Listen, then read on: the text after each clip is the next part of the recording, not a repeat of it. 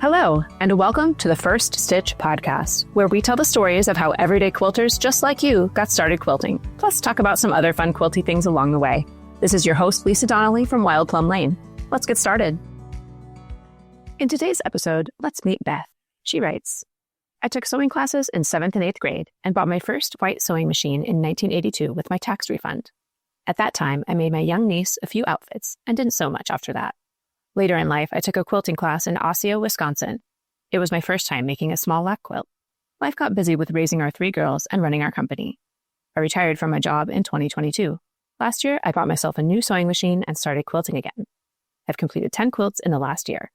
I have 6 grandchildren, so they each have gotten one for their birthday. I plan on making a Christmas quilt for each one of them as well.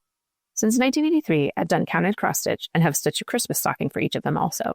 I live in Wisconsin and have the pleasure of shopping at Stitch Supply Company and a few other nice quilt shops in the area. And that's the story from Beth. For today's WIP-Finishing tip, if you have trouble squeezing in time to quilt, consider marking out a day on the calendar as your very own quilt retreat day. Make ahead or order in food, save cleaning and laundry for the next day, I promise it will still be there, and say no to obligations where you can, just for the day, so you can focus on making progress on those WIPs. If you're getting ready for a quilt retreat day and need supplies, be sure to check out my Amazon storefront. I've gathered links to many of my favorite quilting tools and notions, the things I personally use to stay organized, sew efficiently, and actually make forward progress on my projects. I hope they'll be helpful for you too.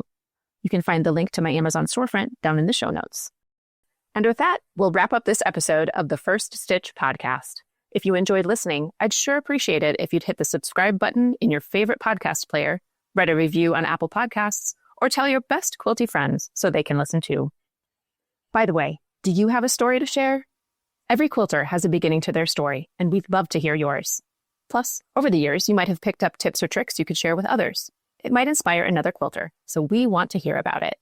Share your personal quilting journey, your best project finishing tip, or your first stitch moment. Your story might be read on an upcoming episode of The First Stitch. You can submit your story today by sending an email to firststitchpodcast, all one word, that's firststitchpodcast@wildplumlane.com, or use our quick submission form down in the show notes. I can't wait to talk with you again soon.